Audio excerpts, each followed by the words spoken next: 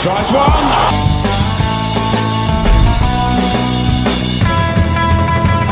On the power play, Sakic fakes it, takes it, scores! Joe Sakic, power play goal! Welcome, everybody.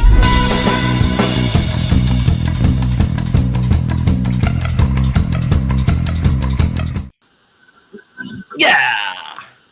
We're back, everybody. We are back with episode 5 of the American Idiot Show, featuring me, TJ Warren TV, and the co-host with the most, Dal, a.k.a. Oregon Guna.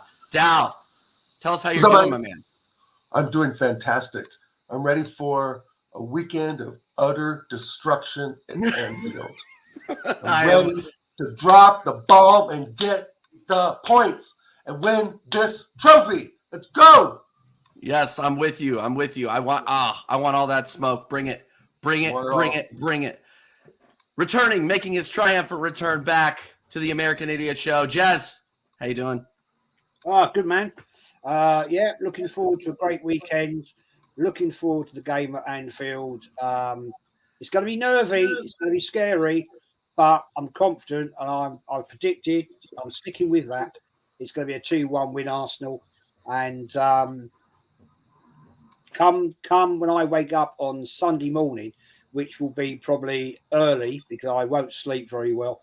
It's going to be an awesome day. And it's nice to be on again, mate. Thank you for having me on. Absolutely. And it's nice to meet you. Yeah. No, and without further ado, let's go ahead and get to Alan. So today's show, we're going to be talking about OldhamAthletic, past, present, and future. And for that, we have Alan on, who is a fan of Dal's from way back. So first,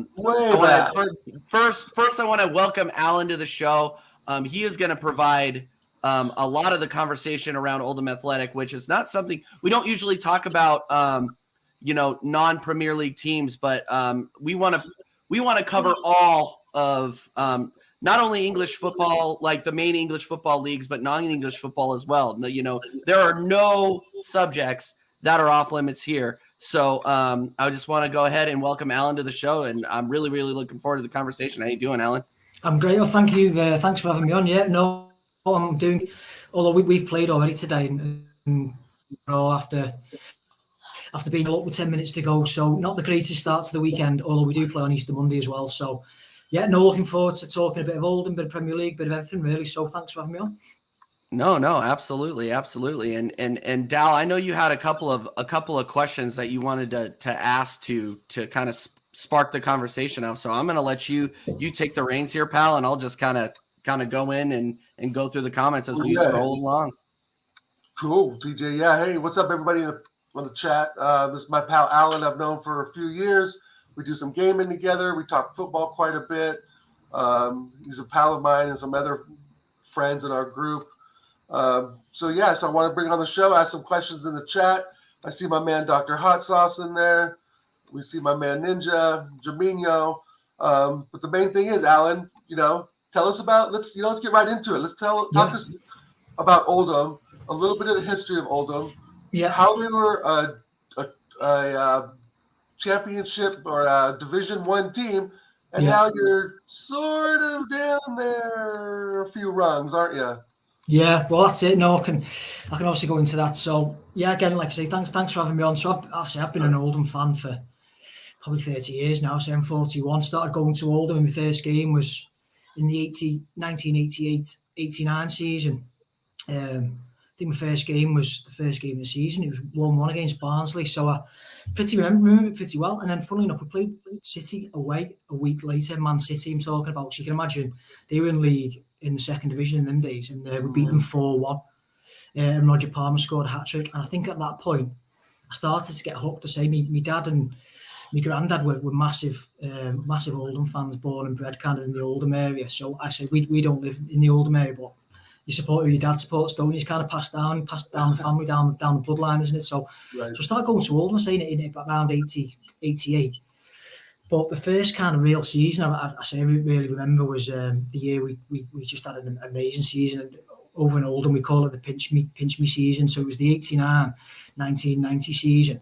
And we got to the League Cup final against Nottingham Forest, which we lost 1-0. We got to the FA Cup semi-final and got beat in a replay to Manchester United 2-1. And we missed out on the playoffs by, let's say, literally a couple of points. We finished outside. But I know you guys are all Arsenal fans, so we in that run to the League Cup final in 1990, we played Arsenal at Boundary Park. So, Jez, I don't know if you remember this, being an older Arsenal fan, but yeah, we played you on our famous plastic pitch, or infamous, should we say. And you were champions at the time, because I remember you'd beaten Liverpool the year before, last game of the season, to win the league up at Anfield 2-0. Came to Boundary Park as champions. I say this was the first game. I think, like I say, we'd steadily, Joe World had been there for a few years, and we'd steadily got better. We'd signed players like Dennis Irwin, obviously an old Man United legend, Gunnar Haller. We had players like Palmer, Andy Ritchie, some real good Earl Barrett. So these are players that were just, I say, under the radar, like teams got rid of. I remember Arsenal coming to our place, and we just tore them. I say, we tore you apart, and it was, I say, 3-0, and it ended up being 3-1. But I remember walking away from that game going, we're on to something special here. So that was one of my very first memories of growing up watching Oldham was beating Arsenal. But that year we beat Everton home and away to get to the FA Cup. We played Aston Villa, who were top of the league. We played Manchester United. The first game was 3-3. So again, this is another good memory of mine. It's one of the greatest FA Cup semi-final days of all time, where the same day Crystal Palace played Liverpool, and Liverpool had beaten Palace 9-0 early in the season, but they beat them 4-3 at Villa Park. And then like an hour later, we played Manchester United at Main Road, which was Man City's old ground, and drew 3-3. So it was an unbelievable day. And I say we lost the replay. But then the year after, that was the year we won the league. So the year after that, being an Oldham fan, just steadily getting better and having a great like pinch me season where we did so well, but just narrowly missed out because coming into the season, boys, we were playing Tuesday, Thursday, Saturday, Tuesday, Thursday. We played 60, 70 games, I think that year, 65, 70 games. And we only had a small squad. But then the year after, we were up against, so a quick story, we were going into the last game of the season, second in the league. We'd already got promoted because 3 went up into the Old First Division. It was last year, the Old First Division. And there was us, West Ham, Sheffield Wednesday and Notts County. So West Ham were top. We were second by 3 points. Sheffield Wednesday were third and Notts County were fourth. And just as chance and luck would have it, we were playing each other on the last day of the season. So we played Sheffield Wednesday at home and West Ham played Notts County at home. We had to beat Sheffield Wednesday to win the league and Notts County had to beat West Ham. So like the chance of that happening, let's admit it, pretty slim. Mm-hmm. And West Ham lost 2-1 at home to Notts County. And we're playing Sheffield Wednesday 2-0 down. Hurst and Danny Wilson scored with 20 minutes to go. Ian Marshall got one back. Then Paul Bernard got one back. And in injury time, John Sheridan brought down Andy Barlow and Neil Redfern scored a penalty. So we won the league in like the 92nd minute, 3-2. And we beat West Ham, I think, on pretty much on goal difference to win the league. And then let's say the year after that was the first time we've been in the top division for 65 years, I think. We stayed up, and then the second season, so 92-93 now was the very first season of the Premier League. And to be fair, we did well. We had some really good games. I remember, I think we drew with Arsenal at Boundary Park. I think we just got beat away from home. So we had some really good games. We beat Manchester United at home 1-0, who were going for the league title. So we beat them at Boundary Park. I think I'm being biased, but I think Oldham in that season is the greatest escape of any team in the Premier League. So we were 8 points behind Crystal Palace with 3 games to go. 8 points. So we've basically got to win every game, which we haven't done all season. 3 games on the trot, and the whole Palace basically lose every game. Mm-hmm. And we played Aston Villa away, who were going for the league title with Manchester United. And we beat them away 1-0, which then meant Man United won the league for the first time in how many years. So we beat Villa away. Then we played Liverpool at home, which was a game in hand, and we played them and beat them 3-2. So they went to the last game of the season, and I think Palace drew like on the Tuesday as well. Like so, we were 3 points behind Palace, and they played you at Highbury. And I remember Ian Wright scored. So Ian Wright basically relegated his whole team, Palace. I think he beat them 3-0. And we beat Southampton 4-3. So we stayed up on goal difference the first Premier League season. It was unbelievable. Like, we won three games on the trot. No, I don't think anyone's done that. Like, to go into the last week being 8 points from safety and then staying up on goal difference. So that was a great season. And then I say the following season, the 93-94 season, was the last year we got in the Premier League, where we got relegated. But it still irks me because we got to the semi-final of the FA Cup and we played Manchester United at Wembley. And it was the 119th minute. We were 1-0 up in extra time. Neil Poynton scored. And we're at Wembley, and Mark Hughes. It pains me now to say, this is where the downfall. I'm telling you a story because this is where I trace Oldham's downfall to this very moment. And it was the 119th minute and 30 seconds left, and we're in the cup final against Chelsea. And Mark Hughes scored a wonder volley. If you ever get a chance, I'd say Google it, but it still sends shivers down the spine. So yes, United scabbed a 1-1, and then we played them in the replay at Main Road and lost 4-1. And at that point then, we were 3 points clear relegation, I think, with 3 games in hand, and we never won a game. And we ended up getting relegated, I think, by 3 points that season. And then, you know what, just since then, it's been a steady decline, where we got relegated in 97, 98 from the old Championship into League One. We had 20 years in League One with pretty much really poor seasons, you know, treading water, 17th, 15th, 17th. I think we had 2 playoff attempts in those like 20 odd years. Then we 18 in 17, 18, and then last year. So it's been a real decline for many reasons, but I always take it back to that. Mark Hughes scored that wonder goal. If it wasn't for him, I think we'd have been in the cup final, and who knows what happened. I think maybe your fortunes would have changed. So what type of attacking style of play did Oldham have? Were they did they press up the pitch? Were they kind of balanced? Did they just sit back and defend a bit more and hit on the counter? What type of football? We went all out attack. We went all attack. So we played the old-fashioned 4-4-2. So we had Rick Holden on the left wing. We had Neil Adams on the right wing. We had Andy Barlow and Dennis Irwin on the fullbacks. And we just used to, if someone scored 2, we scored 3. You know, if we scored 4, we'd either win 4-3 or lose 4-3. We just seemed to play, like I say, all out attack. Really, Joe Rule didn't know how to defend, which was probably one of his downfalls. But you know, growing up and seeing some of the games we had, we had some really good games.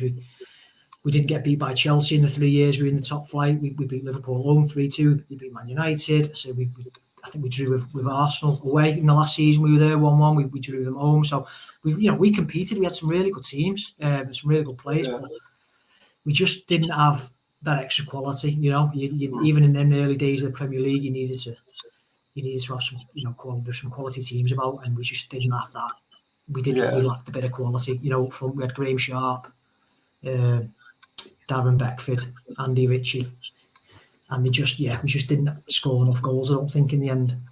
So did any of those players go to bigger Premier League clubs? So, yeah, I mean, Dennis Irwin went to Manchester United. He played there for years, didn't he? Dennis Irwin, Earl Barrett went to Aston Villa and Everton. I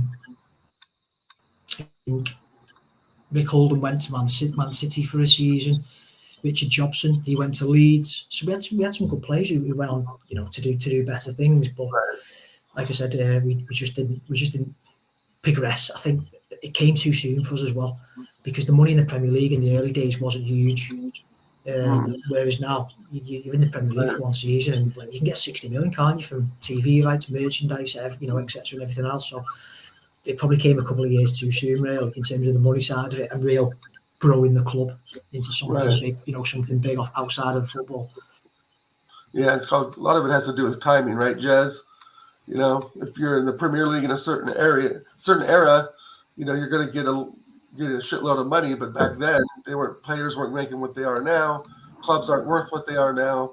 You know, even attendances. So I was going to say, even attendance, because look at some of the attendances in them days. Like, I think you were getting 25,000. I went to Everton 21,000, because we were still off the back of the whole disaster, hooliganism in the 70s and early 80s. I mean, this is maybe a chat for another one of your shows. But me growing up in the late 80s, I think never got not involved because I was a kid. But you'd go to some of the grounds and they were terrible. You had real bad terrace terrace stands, the old stand. You'd be penned in as away fans. It'd be really hospitable places. They weren't very. Now, I mean, you go to the Emirates, you go to Old Trafford, you go to Anfield, you go to Spurs Stadium. These are just like top draw, amazing experiences. But when I was going to Anfield and Highbury and Boundary Park and play, they weren't the nicest if you were just a football, if you were a family. So attendances weren't great. So we didn't get a lot from attendances in those days either, really. Right, because the money just wasn't there to build. I mean, that's probably common with many other clubs we can look at. They've dropped down, like Charlton, Middlesbrough, or a couple ones that I remember when I started watching football that were kind of mid-table teams that have fallen off. But Oldham did play Arsenal in 1989, right? Jazz and Alan, they did meet up each other in our title-winning season.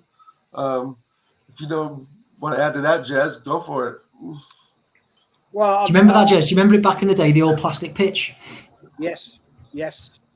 I was at Boundary Park in 89-90 for the Littlewoods Cup fourth round game when we were beaten 3-1, 3-0 down. Niall Quinn got a late goal for Arsenal, insignificant. It was a major cup shock, to be honest, to lose to Arsenal. It really was, yeah. I think, I'm pretty certain in saying that was my first ever visit to Boundary Park. Quirky little ground, very old school, very much got that atmosphere of the ilk of the likes of Turf Moor, the old Highbury, fans close to the pitch, all that, great atmosphere, actually. I remember that day very well. And Andy Ritchie, your striker, scored 2. I can't remember the other guy. Yeah, Nick Henry scored. He scored the first goal. It was a wonder goal from outside the box. Yes, he was like 20, 25 yards. He struck it right in the bottom corner. I think Lukic was in there. Was it John? It would have been John Lukic back in them days, wouldn't it? I can't remember. The goalkeeper. Yeah, the goalkeeper for Arsenal would have been John Lukic. Yeah, it was John Lukic, man. Yeah, John Lukic. The next game I remember was OldhamAthletic Division 1 game. That was at Boundary Park, and it was a 1-1. And it was Andy Linnigan scored that goal. Bit of a non-game. I remember that game. No, I remember that 1-1. Yeah, because it was 2-1 at your place. Yes. Yeah. And I'll tell you who scored for you, because he came to Oldham manager Paul Dickoff. Do you remember Paul Dickoff? The thing is, OldhamAthletic, I always remember the few. I mean, I think I saw Oldham back in the late 80s, early 90s, about 4 or 5 times. They were a very hard team to break down. There's never any outrageous scores from Arsenal against them. No, I don't think you scored more than 1 or 2 goals against us. Just to be fair, I think we drew. Biggest win, 1-1 and 0-0. The biggest win I saw was at Highbury. That was the 92-93 season, and it was 2-0. 2-0. That was the first season of the Premier League,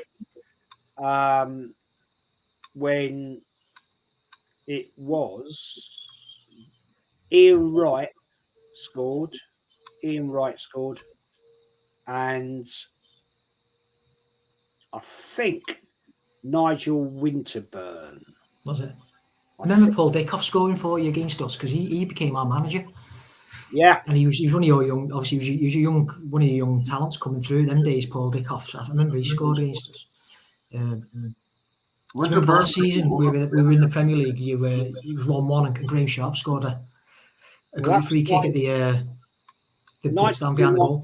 It was 91, 92. Leeds United won the last ever Division 1. I think I'm right in saying. And then it became Premier League. and then we played you guys at Highbury. It was 2-0, and then we played you away. I think it was a 1-1. I can't remember now. And that was my last adventure to Boundary Park back in the time. I don't think our paths have crossed since then. To be fair, since we've been relegated, I don't think we've even played you in the cup. In the FA Cup or League Cup ever since. No. So it would have been 93, 94 season last time we played Arsenal. Yeah. That was at Highbury. Yeah, it was 93, 94, and it was a 1-1, wasn't it? Graham Sharp scored. Graham Sharp scored at the not the clock end. What was the other stand behind the other goal? The other end, North Bank. He scored a free kick at the North Bank, a really good one as well, like top corner, killed it around the goal. And Ian Wright got a penalty. Oh, lucky penalty! Even to this day. It's a dubious penalty, I'm sure. Yeah, I'd agree with you on that one, Alan. All day long. Yeah, it was a little bit cheeky, and that's I think I'm correct in saying that's the only times I've ever seen Oldham play. Is it? I don't remember any other cup games since. I certainly can't remember any other games, or I certainly wasn't at any other games of Arsenal Oldham. No. So I mean they were difficult to play back in time. They were a difficult team. I think we were pretty much everyone's second team as well. Like I said at the start of the show, because we got to the FA Cup semi-final and the League Cup final in the same season as a second division team. That's unheard of, really. Not many second division teams will get to the one, cup final and the other cup as well into the semi-final. And to run Man United so close in the first game, 3-3. We were we're everyone's second team back in those days. Like everyone used to think follow us as their second team. But now, like I said, I can go into the present if you like, but we've dropped that. It's so depressing. To be fair, it's really hard. I mean, actually saying that we've got a new owner, which was really positive. So, just to give your listeners a bit of a history, we treaded water for, like I said, 20 years in League One, and we had two brothers took us over in 2017, 2018 season called Abdallah and Molik Lemzigan. And kind of promised us the world, really, and gave us two Moroccans who came in and started to invest in us a bit, but they just didn't know how to run a football club. Making some really poor decisions, sacking people, putting people suspended. Managers, we had 9 managers, I think, in 2 seasons. We had Paul Scholes as manager, which you might remember or not. But we literally went through managers like confetti, and they just did not know. We've been polite to them. They ruined us. They didn't have a clue how to run a football team at all. Run a football club, did things wrong, and they relegated us twice. We got relegated to the League Two in 2017, 2018 in the first year, and then we had 4 years in the Division 4, or like I say the League Two, and then we got relegated last season into the conference. But thankfully, a local man's come and took us over, a local family called the Rothwells. So there's some positive signs, for the future of the club. One thing I'll say about going to Boundary Park, it's not an easy place to get to. It's not. No, it's high up in the Pennines. Yeah, there's nowhere to bloody park. If you're going in a mini coach, which we used to do, we had our own little mini bus type thing. It's a bloody nightmare, and it's quirky. But I will tell you this: they used to do a bloody good meat pie. Absolutely, yeah. Good meat pie, yeah. What's Boundary Park named after? What's the boundary? Was that a company or? No, it's just been traditionally called Boundary Park for years. Okay. Yeah, I couldn't. It's on Fairwood Road, so it's not actually on Boundary, on a road. There's a new estate, like a little housing estate behind one of the stands now, which has got one of the roads cut named after the ground. But in terms of the ground, I think it's just historically been called Boundary Park for years. Yeah. It's quite small now. One thing I wanted to point out, just as an American fan of the sport, I'm always a big I've always been a big fan and really been interested in how old certain grounds are. Boundary Park has been around since 1904. Wow. Yeah. That is so in America, that is absolutely unheard of. The oldest stadium that we have out here is called Wrigley Field. It's home of the Chicago Cubs, Major League Baseball. That was built, I believe, in 1903, and that's the oldest stadium, I believe, that exists in the United States, and it's routine for English sports teams, clubs, whether it be rugby, football, whatever, routinely have stadiums that are over 120 years old, or at least the grounds are over 120 years old. Yeah. I just wanted to comment on that because that's absolutely insane. And it looks like to me that, there hasn't been a ton of expansion. Not that there's a lot, no offense, Alan, but not that it has been necessarily warranted. But I'm always really, really interested in that because it seems like the history is in the seats. It's in the bones of the club. Do you feel that? Yeah, I mean, to be fair, no, it's definitely. I mean, it was my second home for years. I haven't got a season ticket at the moment because I live in Southport at the minute, but I had a season ticket for years. Go with my dad and my granddad, and I used to just love walking up there because it's a steep hill. You'd walk up the hill up to the main stand where we used to sit behind, on the side. And it was such a traditional stadium. When I said plastic pitch, sorry, we had an artificial pitch. So like an artificial pitch now, like 4G. I don't know what they call them in the States, but I said the artificial turf, like fake grass, basically. But in 1990 when we had it, I think it was us, Luton Town, Preston, was another one. But we played on that, and it was, but it wasn't great. And no one could beat us on it.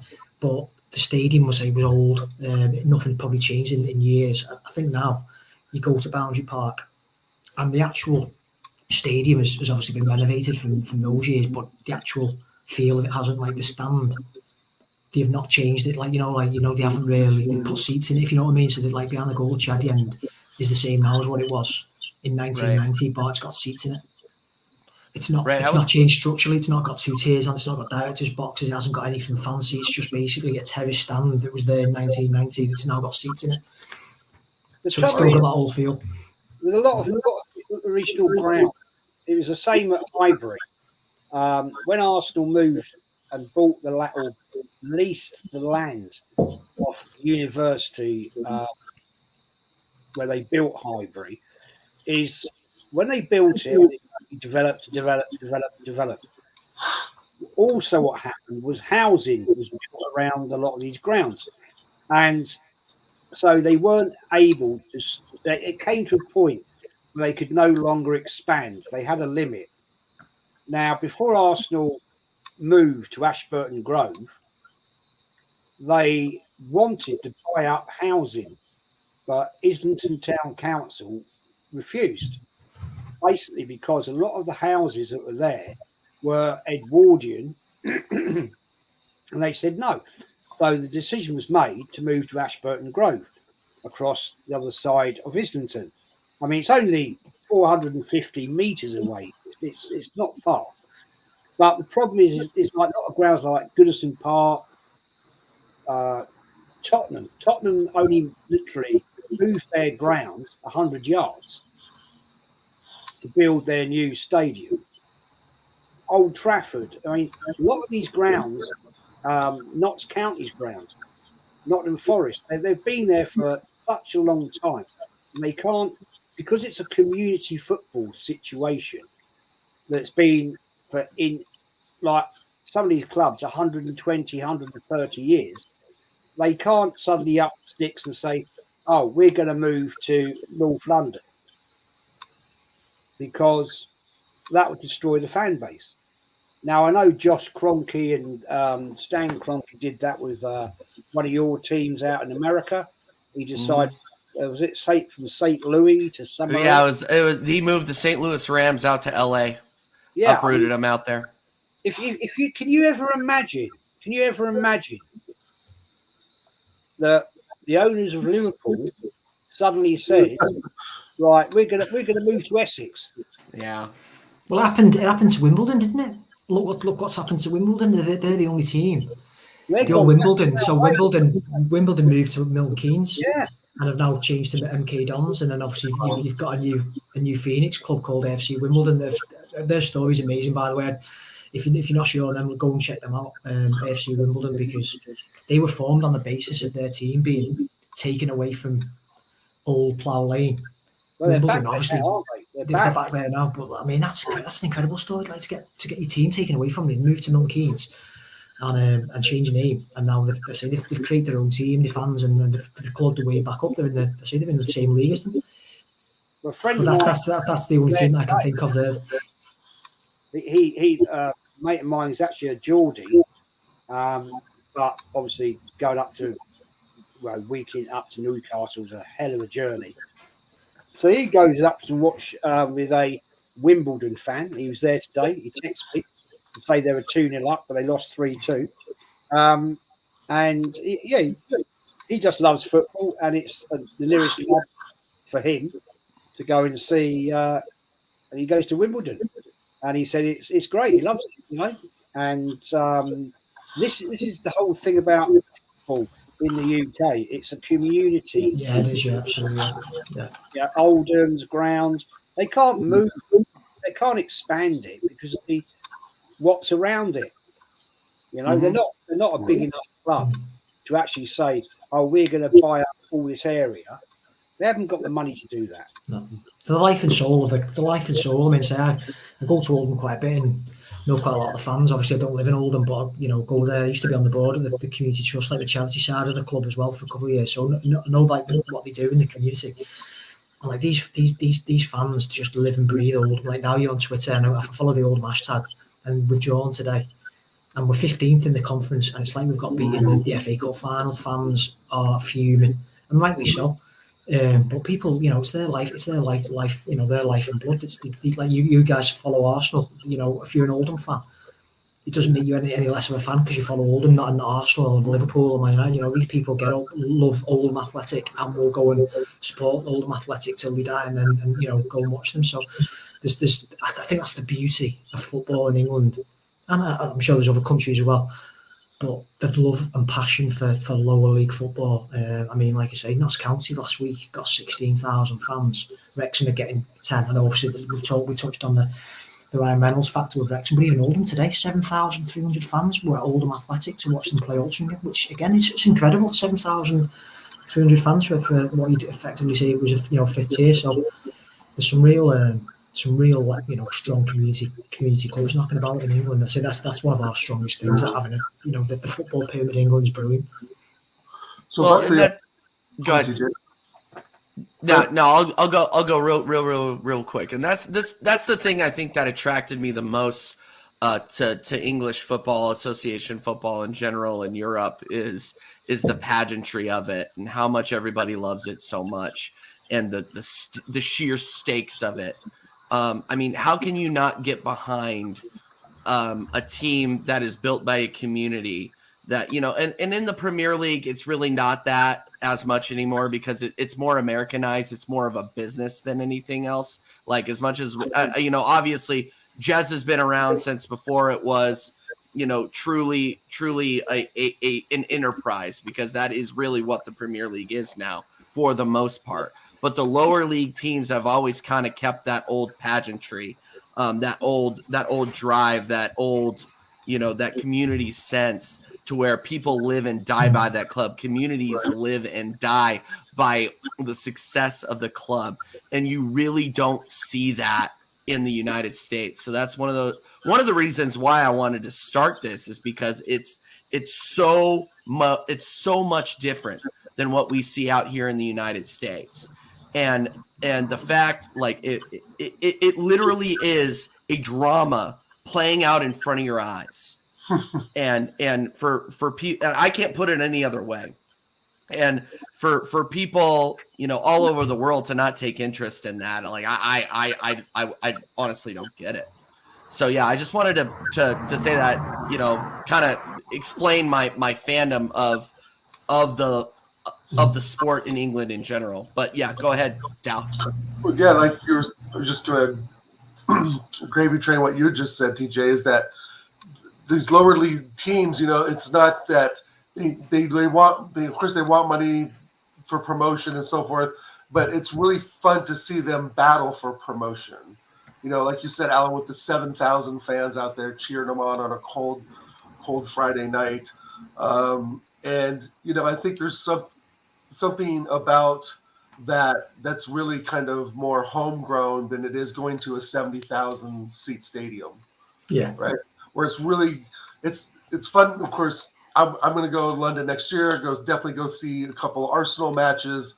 Hoping to spend 2 weeks or so in England and maybe Jealous. go up to Ireland and so forth. But hey, you're going to DC, TJ. Yeah. But the fact of the matter is, I would love to go catch like an Oldham game or some small club out in the Midlands to get that real raw feel of football again. In America, like we've talked before on the show, we have basketball courts and baseball fields and limited amount of soccer pitches or football pitches. So a lot of the kids, of course, they grow up playing baseball and basketball, but a lot of what you see in the lower leagues is, again, just good players, but obviously they're not like world class, right? So it's really fun, I think, to watch that level, because I think there's even fans that are watching that could probably be on the team, right? There's fans that probably have some skills that would probably be good on an OldhamAthletic team or some other smaller team like that, right? So do you think that if Oldham was to really pull players, do they look more locally in the area, or do you think they have the resources to look all across England and Spain and France and Italy and so forth? I think no. I mean, under the previous owners, like I said, with Abdallah and Mo, we were getting players from like third division, because he was previously an agency, so he had ties all over, like say North Africa and in lower league France. So we were getting players from all of these divisions that just couldn't cut it in the fourth division of English football. But now that's one thing we've got to get right. Dallas, you're right, is recruitment is key, because you've got to recruit the right players, and I think we've recruited quite a few players this season, but they haven't gelled, or for whatever reason, it's hard throughout the season, because you can recruit players throughout the season in our league. It's not like there's no transfer window. Well, there is. It's at the end of March, so it's not like in England in the Premier League, where you have the August transfer window then shuts, and then you've got the Christmas, like the January transfer window. In our league, it's open all the way through, so you can recruit players throughout the season. And you need time to bed in, work on tactics and training and all that kind of stuff. So I think it's going to be a big summer for us, for Oldham, if we can recruit the right players, like you said. And we need players who know the league. It's no good sometimes getting fancy players. You need players who can work hard, strong, physical. It's a physical league, There's not a whole heap of quality, and you can see with Wrexham, they've got quality on 100 points already. But we just can't afford the kind of players Wrexham can afford, unfortunately. Right. And that's part of what I was saying before. It's like you want the blessing of rich ownership, right? To invest millions and millions in the club. But teams like Oldham, they really have to not really put that out of their heads and just concentrate on the football, because it's the football that's going to get you promoted, right? Yeah, and then the new owners come in. Dallas, exactly, yeah. And the good thing is the new owners come in. I say he's a local man, so he knows the area, and he said he wants us to be sustainable. So rather than throw a load of money at the club, and we can't sustain the wages, because that's where we got into trouble. He wants self-sustaining club that's making money outside of the match. So things like gym in the stadium, club shop, conference facilities where you can have weddings and parties, all that kind of fans bar. It sounds crazy, but lower league teams don't have those facilities, so we are trying to grow. He's trying to grow the team and grow the club, as well as on the pitch. So I do think there's some positive times around the corner for Oldham, but it just takes time. You can't. There's no magic wand, unfortunately. Every Oldham fan, right, yeah, lots of magic wand, and we haven't got. There's definitely no magic wand, Alan. No. That's for sure. No. Hopefully we can swing a magic wand this weekend. Speaking of this weekend, TJ. I think we have a game coming up on Sunday. Remind me. Well, first are we playing? I forget. It's not Oldham. It's not Oldham, though. It's not Oldham. But before we switch gears, I just want to say one more time, Thank you, Alan, for Yeah. that discussion. This is what this is the kind of stuff that, again, I started this show for, was to educate and really to, provide a different picture into the Football League system in England and all over the world. So again, thank you so much for your insight and your perspective. We are going to go ahead and switch gears to the Premier League and talk a little Arsenal, Liverpool. I also want to touch on Man United, but we'll touch on Man United as we go in to the predictions here. We talked until we were blue in the face yesterday about, and it was a great show. So if you are already subscribed to the channel, go back, go to the links and listen to the show yesterday with Jez, Fran, Connor. It was an absolute blast. We talked Arsenal Liverpool for about like an hour and a half. It was absolutely insane. It got out of control there for a while, but it was an absolutely great time. So go check that out. But again, I'll give my quick prediction, and I'll give my score prediction now for Arsenal Liverpool. I'm still Jazz. I knew I was jazzed earlier, but I've calmed down. My expectations have calmed down. Remember, there is a little bit of an Anfield tax here, but I still think the quality in our squad is way, way, way too much for Liverpool to handle, especially with the likes of Jordan Henderson in the midfield and certain individuals on that Liverpool team being held out of training. I don't know whether that's for maintenance or not, but Liverpool could be shorthanded, and if they are shorthanded, we're just going to roll them over. And I would change my score prediction from 2-1 to 3-1. But with the Rob Holding tax, with the Anfield tax, I am still going to go a strong 2-1 to the Arsenal. Dow, what do you think? I get more excited by the day because I know Jesus is going to give that back four extreme amount of problems. And Saka's going to be on it. Martinelli's going to be on it. I got to go 3-1. I think we're going to be a 2-1. And then we're going to nick one at the end. We're just going to outlast them. I am nervous, of course, for the game. My predictions for last week's matches were off by a lot. So hoping this week's predictions aren't near as bad. But I'm hoping a 3-1. The form Liverpool are in right now, again, if we just play, I really want to play Kieran Tierney. I don't want Zinchenko cutting inside and leaving open the gap on the left for Salah to have, miles of space to do what he does. Rob Holding could be an issue, but again, he's played okay the last couple matches, so maybe he's not as nervous and shaky on the ball, but we'll see. I mean, if anybody makes a mistake, it's going to be him. But again, we got to be mistake-free and not give set pieces around the 18-yard box. I think that's what's going to kill us. And we've just got to be on it. But Jaminio saying 1-1. Oh, he's such a pessimist. I got to go 3-1. I got to go 3-1. What do you think, Jezza? Yeah, I've been saying. I think Arsenal are in the right frame of mind.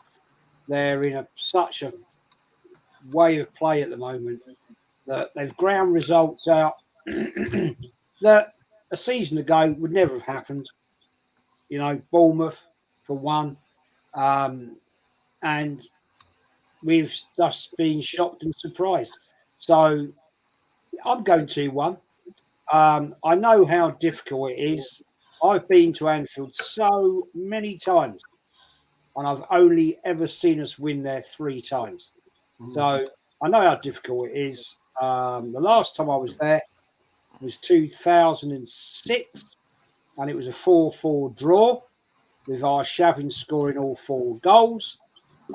Unfortunately, our defence capitulated and we walked out 4-4. Great game, but not if you're an Arsenal fan. You've travelled 5 hours to get there and you've got to travel 5 hours home. It's a bit of a disappointment, but I'm going 2-1. I'm positive, and I think Arsenal have just got that slight edge. I'm not worried about Rob Holding. I'm serious. I'm not. Yeah. Okay. No, I mean, he's the weakest link. We can all kind of agree, but yeah, I'm not overly worried either, mate. I just think that if he can get exposed by Nunez or something, I mean, that could cost us a goal. Yeah, well, I hear where you're coming from, but I think he played well in the last game. Mhm. I mean, personally, I said last night on the show that I'd like to actually see Tierney step in there, Zinchenko left back, Tierney there. Tierney can do that job. Right.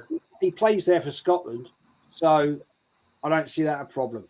I know that won't happen because he'll go with Zinchenko left back and he'll go with Rob Holding. But there is the option. There is that chance, and we can mix it up. And if Arteta has his match day head on, then he might look at that and think, okay, we'll mix it up and make a change. And that will cause a bit of a flutter with Liverpool because Jurgen Klopp, let's get it right, he's not having a great season. And if Liverpool lose to Arsenal on Sunday, he's going to have squeaky bum time because we've seen 12 managers go this season. So who knows? Alan. Yes. You, as a guest, you are required to put in predictions.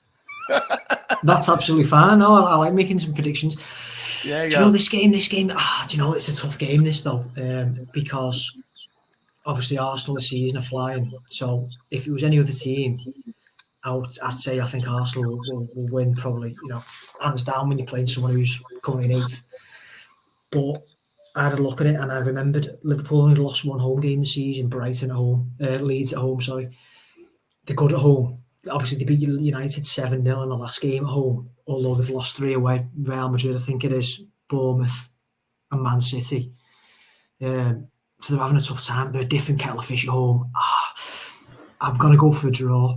I think Liverpool, I'm sorry, you're not going to, I know your viewers and you guys won't like this, but I think we talk real talk. We talk real on this show. Talk real. I think you could easily win 3-1, 3-0, but I just think if Liverpool, they've got to Liverpool, and being in and around Merseyside where I live and seeing the local newspaper and stuff and the talk, they've got to get some kind of positive result. I don't think they've lost 4 on the run for a number of years. Like you said at the start, I think Jez, you said that Arsenal haven't won there many times. So yeah, I think I'm going to sit on the fence and go for a 2-2 draw.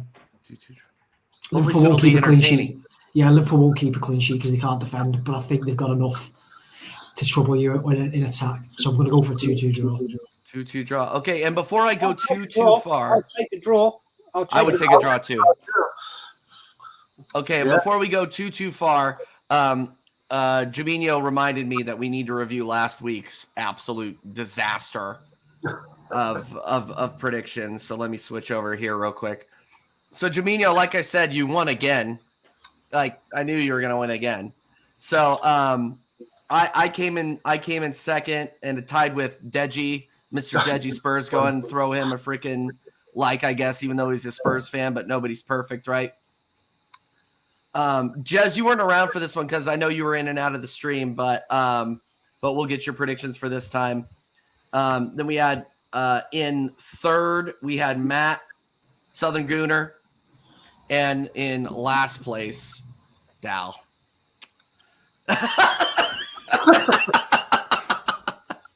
So Jaminho's up. It is the way it is, what it is, TJ. It is what it is, my man. It is what it is. No, I can't wait to throw in a stinker. At least I haven't gone 0 like Strasburg Steve did the second week we did this. Wow. I'm still Steve to Vegas. Don't take Steve to Vegas. Absolutely. And guys, if you want to participate, please put your predictions in the comments after the show. So in the video comments, I can't keep up with everybody putting in their scores and me copying over here. But if you comment on the video after we're done with all your score predictions, I will put it in the spreadsheet. I will say your name on the podcast, and I will cry when you inevitably beat me because I'm terrible at this. And TJ, like we mentioned before, there may be a prize at the end. There could be a prize at the end. There may not be a prize at the end. Who knows? That's why you got to keep coming to the show. You know, it's suspense. Right. It's suspense, everybody. It's suspense that keeps them hanging on. Keeps them hanging on, right? Exactly. So I'm going to go back up to the top because I want to talk about Man United just a little bit. I was thinking about what I wanted to say about Manchester United because after they lost to Newcastle on the weekend, and congratulations to Mama Flossie and Strasbourg Steve, that was an absolute domination. Yeah, it was by Newcastle. I watched the highlights of that game, and there was nothing there for Man United. And it comes down to one guy, and I want to get everybody's thoughts on this. It comes down to one guy, and that is Casemiro. Casemiro being out of the Man United lineup is like Party being out of ours. If Manchester United win without Casemiro, it is by that much. But they just look so much more solid with Casemiro in the lineup. I always ask when I go on like Flawless's channel, when I go on any Man United channel, I always ask, I say, who is more of an MVP to their team? Casemiro to Man United or Partey to Arsenal? And honestly, the more I see how Man United perform without Casemiro, I'd say it's more even than I thought it was before, because they both have that same command of the midfield. And without Partey, Arsenal struggle. Without Casemiro, Man United struggle. So really, whereas before I would have said it was, Partey was a more valuable player, I would say Casemiro is just as valuable to Man United. So, I don't know. Dal, what do you think? I think they're two of the same pretty much, aren't they? I mean, Casemiro, he's got a lot more Champions Leagues under his belt, but that was a pretty good pickup for Man United. It really kind of evened out their season a bit. They went up the table, I think, in the first 2 or 3 games that he played. But at the same time, to me, he's not as good as Partey. I rate Partey a little bit more. I think Partey's a little more agile on the ball. He can get to an opponent a little bit quicker. But Casemiro has his strengths. But he has turned United season around because they were really bad at the beginning. I just think that he's not going to be able to put them on his shoulders forever. And we've seen, a few times where they've lost with him in the game, that he can get beat by a quick midfield. A quick midfield, a little bit of tiki-taka, you can blow right by him, and he's not that fast getting back. But the thing is that he has changed their season, TJ, and he's definitely, made their midfield stronger. He's got a winning mentality. He's got, I think, 5 Champions Leagues under his belt. Maybe somebody correct me on that. Maybe 4, definitely 3. And he partnered well with Rafael Varane at Madrid. But yeah, I just think that he's a very, very good player. But at the same time, when you have a quick, agile midfield, you can get the ball around him. I don't think he's that impossible to deal with. Oh, I completely agree. And it's one of those things that I always kind of go back to, though, is he was out against us. He was suspended when Arsenal Arsenal played Man United at the Emirates. So I think that might have been a little bit of a different game, but he has to stay out of foul trouble. He does tend to snap. Obviously he did get a straight red for he got 2 yellows on his latest suspension, and he got a straight red the last time for absolutely losing his cool and snapping.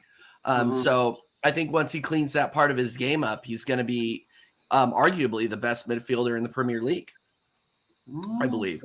Alan, what do you think? I mean, I think him and Rashford have been United's probably 2 best players, haven't they, this season? Rashford scored the goals, and with Casemiro been suspended. they've definitely missed him. Fred and McTominay, I think the decent players, aren't they? But they're not Casemiro. And Dallas, you alluded to there. I think he did win. I think he has won 5 Champions Leagues with Ronaldo, Real Madrid. So he's got a pedigree, hasn't he? He knows how to win games. Right. I think against Newcastle in the League Cup final when they won 2-0, he just showed his class, didn't he? Because he just knows where to be, knows when to put his foot in, when to attack, when to defend. He's a class act. I think a lot of people actually raised their eyebrows when they signed him to start the season for such a big fee. And he's quite old now, isn't he? Like early 30s, am I right or wrong? He's like 30, 31. And they signed 70 odd mil, but he's come in and give United a touch of class in that big midfield. Yeah, he's a big player for them, I think. So I think he's been a big miss, hasn't he, since he's been suspended? Is he back now? I think he's back from suspension now. I don't know. Let me see. He wasn't against Newcastle, right? He wasn't in No, the he was squad. still suspended for that game. Yeah, I think he's back now. Suspended. He had 3 I think games. he's back. And yeah, TJ, I watched most of that Newcastle game as well, and they absolutely dominated United in that game. I think Newcastle are definitely flirting with 3rd or 4th place. Big up to them. I mean, some of their defending was just absolutely fantastic against United. Sven Botman's been top for them, and I think Amaron's been out injured. And remember the beginning of the season he had, wow. And if he comes back, if Almiron comes back, they could make a real push for 3rd, I think they're just too far back behind 2nd, and City will pull away. But I think they can really make a push for 3rd, for sure 4th. I agree. Jez, what do you think? We'll get your thoughts on Man United as a whole, and then why don't you go ahead and let's start the predictions. Let's go. Drop your prediction for Man United, Everton visiting Old Trafford. Man United up and down. Without Casemiro, they look nothing. And I'll basically, I'm happy to say that I hate Man United with a passion. In fact, and I'm going 2-0 Man United, unfortunately. Everton, to me, they're in 16th spot. They're just not going to be good enough at Old Trafford, I'm afraid. And I agree. So I'm going 2-0. I agree. All right. Real quick, I want to shout out some of the comments in the chat, and then we'll finish up the predictions here. True Gooner, thank you so much. I saw your comment on the video yesterday. We got to get you on the channel, man. Your show and your content is class. Is very articulate lad. Seriously, like what a good guy. Appreciate the love, my man. We got Mama Flossie, Jamino, Mr. B for life, the regulars in the cut, and then obviously we had Mr. Tom in here earlier. He's a Leeds fan, but again, we don't hold that against him. I mean, you're a Leeds fan, you're suffering, right? It is what it is. It is what it is. Then we got BX Gunner in here as well. Yeah, without Ericsson too. You got a good point. Man United have been without Ericsson for a while. That guy literally has died and come back to life, but now he's, without Ericsson in the midfield, they do struggle. McTominay and, the McFred combo really hasn't done it for him. Dow, what is your, getting back into the predictions, what are your predictions for Man United and Everton? United just beat Brentford, unfortunately, they're Mr. B, right? 1-0. They're going to slap the crap out of Everton. I'm going to go 5-0. Oh, wow. They're going to absolutely, because the loss to Newcastle was a huge drop in points for them. They needed something out of that game, and they got something out of the Brentford game, and I just don't think Everton are absolutely garbage. And this probably won't be 5-0, but I don't see how it couldn't be. I really don't. I mean, if Rashford's on his game, if Sancho's on his game, if the defense is playing well, I know they don't have Casemiro in there, but Everton are absolute dog crap. And United are very, very good at home. I mean, I'm going to go 5-0 because they're on a hunt. They need to get points back from that Newcastle game. Yeah. No, I agree with you. Alan, what do you think? I think the only thing is with Dyche coming, hasn't he? I think under Lampard they were terrible, absolutely terrible. But I think Dyche has come in and shored them up a bit. So I don't think it's going to be 5-0, Dallas. But I think you might be a bit. But you never know. You never know. I think he has shored them up a bit. But I'm with you. They are terrible. I look at Everton's squad and how they've spent 370 million over the last 2 or 3 years on that team. It's unbelievable because they've got no quality. You've got a lot of runners and a lot of strong players, but you look at the team, they just don't look like it. I mean, look at who they got up front. They've got Calvert-Lewin never fit. The guy from Brighton, Morpeg. I mean, has he scored a goal this season? I don't think he has. They've got no one. So I'm going to say 3-0 to Man United. I think. I can't see him scoring. Yeah, I'm going with Jez. I'm going 2-0 Man United. I don't think I hate Man United enough to think that Sean Dyche will keep them just a little bit at bay. Right. The guy eats concrete for breakfast, so he'll be able to grind something out. All right, next we got Nottingham Forest visiting Aston Villa. Jez, what do you think? Yeah, I'm going to go 3-0, mate. 3-0 on that one. Aston Villa under Unai Emery are grinding the results. Nottingham Forest have got a bloody awful defence. And, 3-0. 3-0. Dal. I got to go 3-0 too. Aston Villa are very good. They're not a bad squad at all. I mean, we beat them, of course, but Unai Emery is just a tactician, genius. And Forest's defense is really crap. Big shout out to my man, long-haired Yeti, but I think Villa is just going to give you guys a tough one. Yeah. Alan. I'm going to go 2-0 for Villa because I think, like say, Emery's done a phenomenal job to form. I mean, they could get Champions League. It's not insurmountable. They're on an upward trajectory. I mean, since Gerrard got sacked, they have. It took them a little bit of time to get going, but they've won 5 in the run, or 4 wins in a draw. Aston Villa are flying, so I'm going to go for a comfortable 2-0 win. 2-0 win? Okay.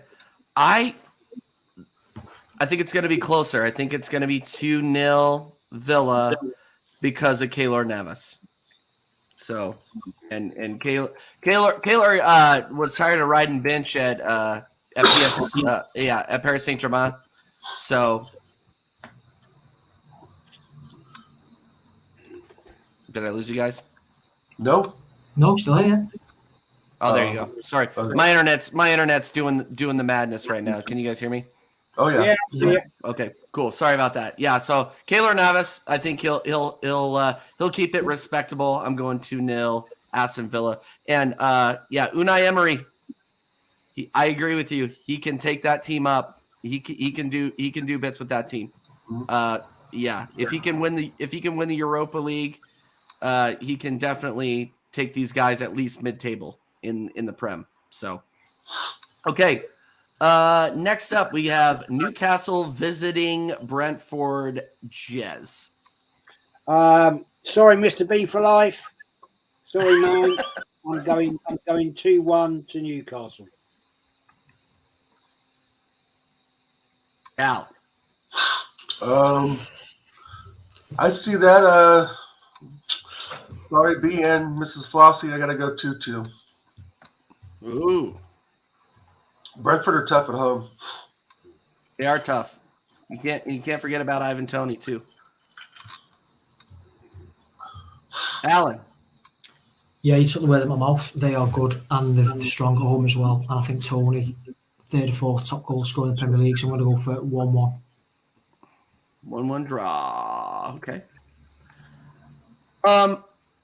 Here's the thing about Newcastle. I mean, and I don't know whether it was just who did they absolutely slap? West Ham. West Ham's defending was so bad, but you have not seen Newcastle score 5 goals all season in one game. I think they added like at least 10% to their goal differential, like because they were the lowest scoring game, but they are the lowest scoring team in the Premier League, but they're also the best defense in the Premier League. Right. So I think it's going to be close. I'm going to go 2-1 Newcastle. I'm going 2-1 Newcastle. Sorry, Mr. B. All right.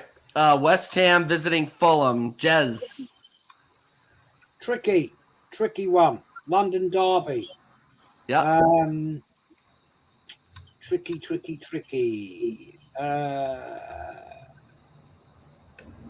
I'm gonna go 1-1. 1-1. All right. That's a shout. Oh.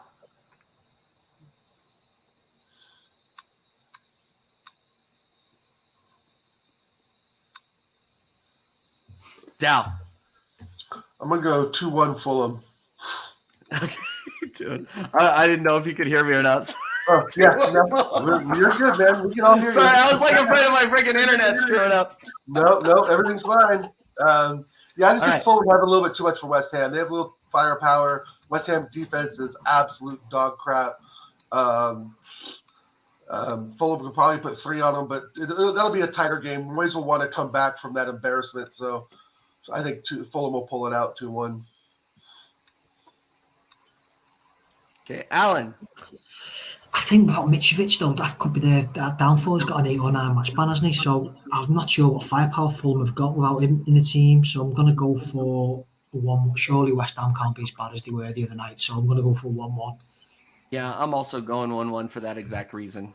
Yeah, without Mitrovic, Fulham will struggle. Even though they got a team full of a couple of my countrymen on there, but that's not going to be enough. Okay, this is an interesting one. Jaminho did where? 1-1. He always posts his in the comments, so I like skip right over his. It's everybody else. I'm going to say this one more time. If you're still in the chat, you're posting scores. Make sure that you put your scores in the comments in the video, on the actual video, not in the live chat, but in the video to make sure that I can add them to the spreadsheet. So just list them out, and I will add them. A lot of copy and pasting. Yep, a lot of copy and pasting for sure. Okay, Chelsea visiting Wolves. This is interesting. This is an interesting one. Mm-hmm. Chelsea, Wolves, Chelsea. Go for it, Jen. Interesting.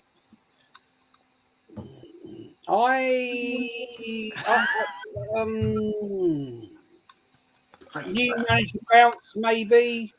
Frank Lampard. Is he new? It's like a new signing. Yeah, I mean, is that going to have an influence? I don't know. This is a tricky one, man. I'm just looking at some stats here. Jaminho, I'm not taking this seriously. I'm not doing it. Put in your real score. Give me a break. Oh, he did put Okay. I put it in there. I saw it. I mean, there's not a lot between them. I'm going to go 1-1.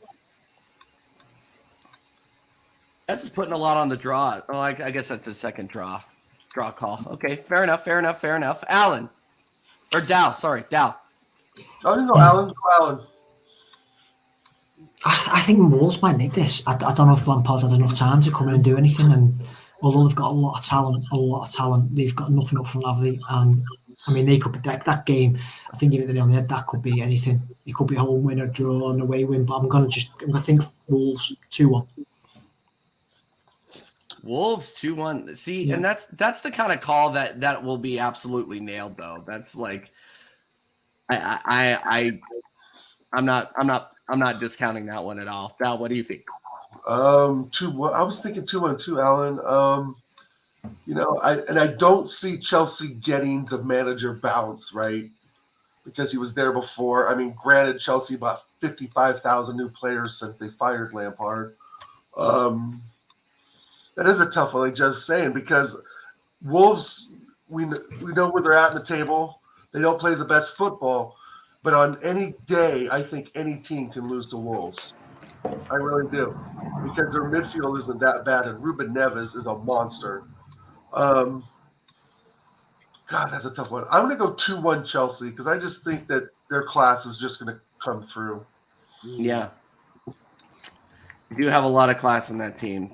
But I'm still having issues with To me, this. they're one of the best teams in the world on paper. But how can you manage, as a manager, why do you want a 40-person squad as your first team or whatever they had is ridiculous. They have more players to choose from than Oldham will ever have. As a selection. So, 2-1 Chelsea. Their class is going to just shine through. Mm-hmm. Frankie's at the wheel. We'll see. I just think that's so funny. I'm sorry. Some Chelsea fan was talking crap to me earlier about how how Arsenal are still a banter club, and I'm just like, look at you guys, you're in 11th. How can you talk to me like that? Yeah, I would. It's a wounded animal barking at me, I think. I'm going 2-2. I'm going draw. I'm going draw on this. Wolves are at home. Jorginho's gone 2-0. 2-0 Jorginho, of course. Of course he has. This is my favorite. One of my favorite teams to talk about. Brighton visiting the shithole. Jez. Oh, tricky. Tricky one. It's a big game. It's a huge game for Spurs. If Brighton win, they're 1 point behind. Deary me. I think I'm going to put a punt. I'm going to go Brighton 2, Spurs 1. I like that call. Dal. I'm going to go with my man Jorginho 3-2. 3-2 Brighton. I like copy and paste is easy. Alan. I've wrote down 2-1 Brighton myself. I think that they're looking solid, and I think Spurs again hit and miss. I'm going to go for a shock away win. Brighton are good. They're not bad, and they are playing some. Not to steal a phrase, but Spurs are playing fossil football. They are so bad, and they are so boring to watch. And the only way that they score is through Harry Kane and penalties. It's when he's not kicking them into the stands. I'm gonna go with Jez. I'm going 2-1. I'm going 2-1 Brighton. 100%. Bournemouth visiting the Midlands. Wow. I will go on this one. They're both in deep crap.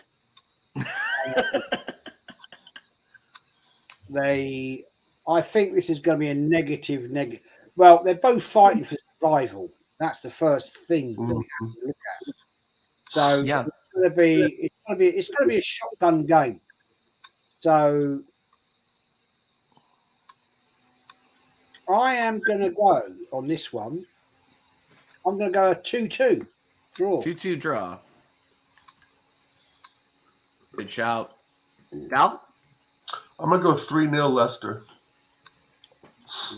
Bournemouth are absolute dog shit. Madison is class. They can score goals sometimes out of nothing. And they're just going to be too much for Bournemouth, I think. Sorry, Mr. Tom made me laugh. All right, Alan. This is the definition of a relegation 6-pointer, isn't it? This is huge. So I'm going to go home advantage on this one. 2-1 Leicester. 2-1 Leicester. I'm also going to go. I'm going 2-0. I'm going 2-0 Leicester. They're fighting hard, and Yeah, I don't see Leicester losing to Bournemouth. I think Bournemouth are going down. I think James Madison is in pretty scintillating form right now, and that defense could control him. Well, and I'm not trying to get into it, but freaking they're linking Madison to Spurs, and I'm like, really? Why would he want to go from a relegation fodder team to a soon-to-be relegation fodder team? But we don't need to get into that. Man City visiting Southampton. Just going to say, Jorginho's gone Leicester 2, Bournemouth 1. Okay.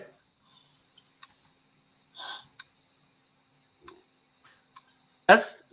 Southampton, Man City. Oh my days! Oh my days! I'm sorry, mate. That's going to be a shit show. I'm going 4-0 Man City. Al. I'm going one more. I think it's going to be 5-0, and it could be 7 or 8, but I'm going to go 5. Yeah. Big up, Strasbourg. Steve, I see you in there, buddy. Big up. I hope your watch along went well. Alan, that's not down. You gotta put that. Sorry, what did you say? I think you got to move Alan's score to Alan's. Oh, sorry. That's okay. Al. Okay, so it was my turn or your turn? You go, TJ. I'll go after you. I'm going 5-0. It's gonna be a massacre. It's gonna be a massacre. It's going to be a massacre at the Saints? Oh, man. The Saints haven't gone marching anywhere, my friend. Like, it is bad. They are absolutely relegation fodder. Jeez. Well, shoot, I'm going to go. You guys, a couple fight. Oh, man. 3-1. 3-1. Assume Man City. Oh, yeah, thank you. Yeah, of course. Not Southampton. No. 3-1. Yeah, we'll see.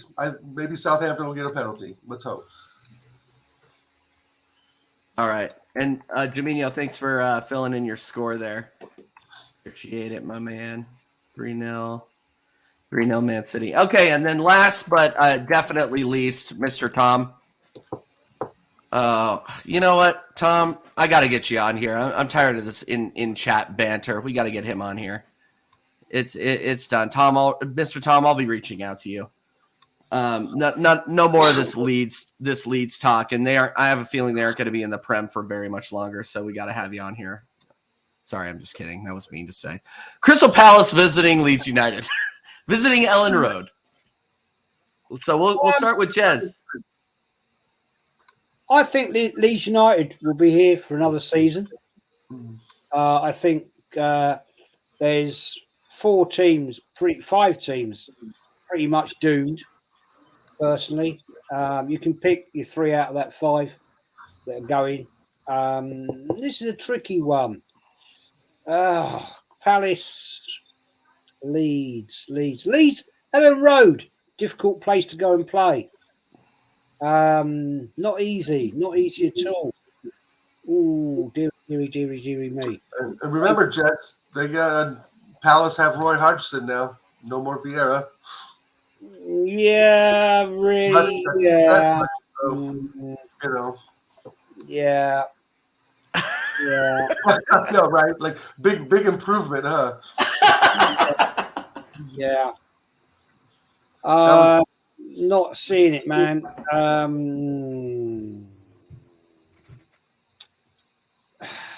Deary me, Leeds United, Palace. Jesus. I'm going to go Leeds. I'm going to go Leeds 2-0. All right, 2-0 Leeds. I like it. Okay.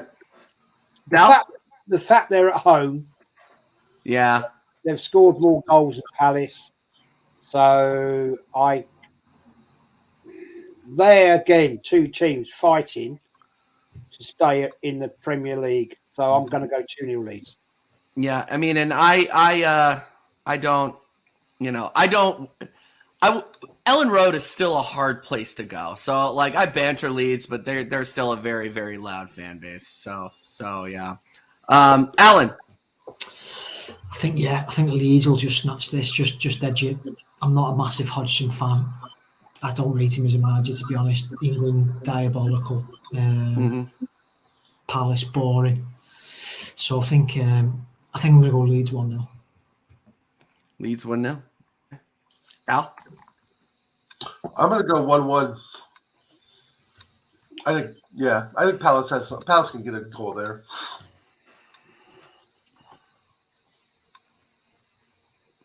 I agree with you, Del. I agree with you. I'm going 1-1. I'm going 1-1 too. And then Jaminho also says 1-1. So we'll go 1-1. Okay, so if your name isn't Jaminho, again, just a reminder, put all your scores in the comment section of the video after we're done, and I will put you in the spreadsheet and we will call it out next week. So again, thank you all very, very much. Those are the predictions for match week starting April 8th. It is going to be, or April 9th rather, it is going to be something. It is going to be something else. That is for sure. All right. And I started a comment earlier. Mama Flossie was in here, and I don't know if she's still in here, but that was a really good question that I get asked a lot, but I don't really answer a lot. But I want to see, while we were talking about just kind of the pageantry and, American fandom of Euro soccer or football or whatever you want to call it. Mama Flossie asked TJ Oregon Goon, how did you choose Arsenal as your team? Dal, I'll let you answer first. That's a good question. So back in, I'd say around 2000, 2001, I stayed up late at night watching television and came across a channel on cable television called Fox Sports World. And they would show replays of the weekend's games. So I would start watching replays of games that were on the weekend because we didn't get the games in America. So I would just watch replays, and then I started going to before the internet. I worked close to like a bookstore that had a lot of magazines, tons of magazines. So I'd read 442. So that's how I kind of came in love with Arsenal. Also, I remember seeing Dennis Bergkamp play in, I think it was it the 98 World Cup? 96 was the Euros, right? And so 98 would have been the World Cup, I believe. And I believe he was, of course, starting for the Netherlands. And I was like, wow, what an amazing player. What club does he play for? Arsenal. And it kind of went from there. He scored that wonder goal against Argentina. What's that? He scored that wonder goal against Argentina in the 98 World Cup in the quarterfinals. Correct. Thank you, Alan. It's been several years. But yes, and so Dennis Bergkamp was really kind of my entry into Arsenal. But I've played the game since I was a little kid. I've played all through high school, middle school. I played keeper. I was a striker when I was young. I've got trophies, medals. I played winger, central defensive mid. And then as I got older, I started playing more five-a-side indoor. So I managed coached, played a men's Division I team. We went undefeated for about 3 seasons when I lived up towards the Seattle area. And this was in my late 20s, early 30s. And I continued to play till I turned about 33 and my second child was born. And that, pretty much got involved with work, taking care of kids, family, that sort of thing. So I've also coached youth teams. Right before COVID, I coached both my son's teams, actually. Middle son and my younger son, who were really big into football. My middle son, not so much anymore. My younger son, not so much more either. He's more into basketball now, but that's a whole other story. But so I've coached, managed, done sponsorship deals with getting, sponsorships on shirts, that sort of thing. Managing money with smaller clubs, and been also involved with. I also tried out for Portland State University after high school, which didn't work out well. Obviously, didn't get selected, but at least in my lifetime, I've played the game a ton. I know the game in and out. I'm not, obviously an encyclopedia as a lot of the older fans, but, yeah, pretty much just watching a lot of Arsenal replays on cable television and just becoming in love with the game. And of course, Thierry Henry, and the rest is history. Hey, no, that's a lot better story than mine, and just your knowledge of the game and the tactics. I mean, it already outdoes what I know. Really, I attached myself to Arsenal probably around the 2010 World Cup. I watched the 2010 World Cup. The United States were in it, and me and my college buddies, we would sit around, drink beer, and watch every single match. And I fell in love with the game. I fell in love with it. It wasn't any singular match. It was just the pageantry, the absolute, just the flow, the thought, everything that went into it. Like I used to think soccer was boring because I was always hockey first, but it was never, as I got older, I started respecting the game more, and now I absolutely love it. I'm a super fan now.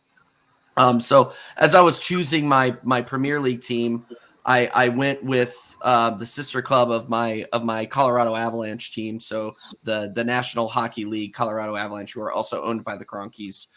So I figured I would choose a team that I could share misery with. And at that time and ever since, it's been Arsenal. And I started watching Arsenal, especially after I moved to Kansas City back in 2011. I really started attaching myself to Arsenal, and I would kind of go in and out of really, really supporting them until COVID hit. And then I became really, really attached through obviously playing FIFA and FIFA in my dark basement, freaking smoking weed, and because I had nothing else to do. Right. So when the Prem was the first league to actually come back, I watched every single game. It didn't matter what it was. I think it was like the first game I watched, it was some Norwich City game. I think it was like Norwich versus Bournemouth or something. Like it was literally just like I can watch sports again, So I attached myself to Arsenal, and I've never looked back. And and it really was amplified by this community, the podcasting community, starting with Troops, Lee Gunner, eventually Jez. And it just has snowballed ever since. And it's literally all I can talk about now is Arsenal and Premier League football. So that's it. That's all. That's my story. It's not as glamorous as other people's, but it's honest. It's honest. Yeah, I was going to add a piece too. Like even before I was able to see Arsenal on a lot of the late night replay games, I was a huge Oasis fan. So I knew all about like Man City, Oasis. I've seen them in concert. My friends used to listen to their music a lot, and we were all into like the mod and casual culture with the clothes, the shoes, all of that. Huge Britpop, Oasis, Blur, Pulp. Oh God, I name a bunch of The Verve. Right, so I was really big into the music too, as well. Before I was really able to watch, full on games and games of matches. And like I said, I was still playing the game in the '90s, listening to Oasis, going to pick up games and stuff at the park. So yeah, I love it. So I just throw that in there as well. Yeah, and Jaminho, I've thought about playing FIFA on a stream, but the cussing, I'd get kicked off YouTube. There's no chance that you I might do it just because I like doing the Road to Glory stuff where I take like a team like Grimsby Town and take them to the Premier League. But the blue streak cussing would get me kicked off of YouTube fairly quickly, and I'm not good.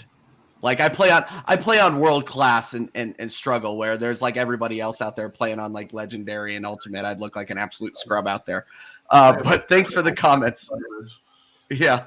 All right, guys, we're going to go ahead and start wrapping up. We've been on for another hour and a half. It's another hour and a half banger on the American Idiot Show on TJ Warren TV. I just want to say thank you for everybody that stuck around, who's coming in and out of the chat, dropping likes, dropping subs. Really, really appreciate it. Let's go around the horn.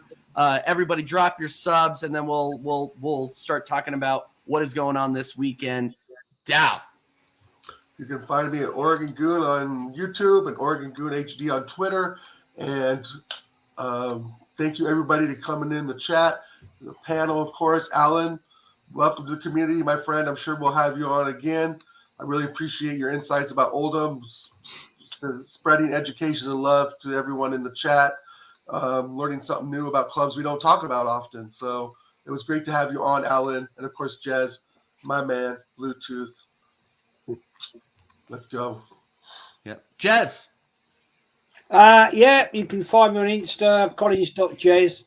But my YouTube channel is Arsenal, the History and More, which is growing well. I didn't expect to be on this many subs in a year. I really didn't. But it's thanks to a lot of people out there that have come and supported, watched, and it's fortunate that I'm able to get great people on. TJ, Oregon Guna, Alan, you're welcome anytime, my friend. Thank you.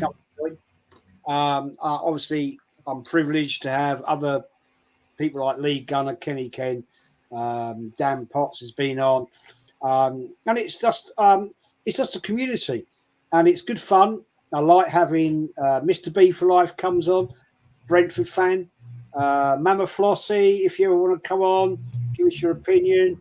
You're more than welcome. Wow. Absolutely.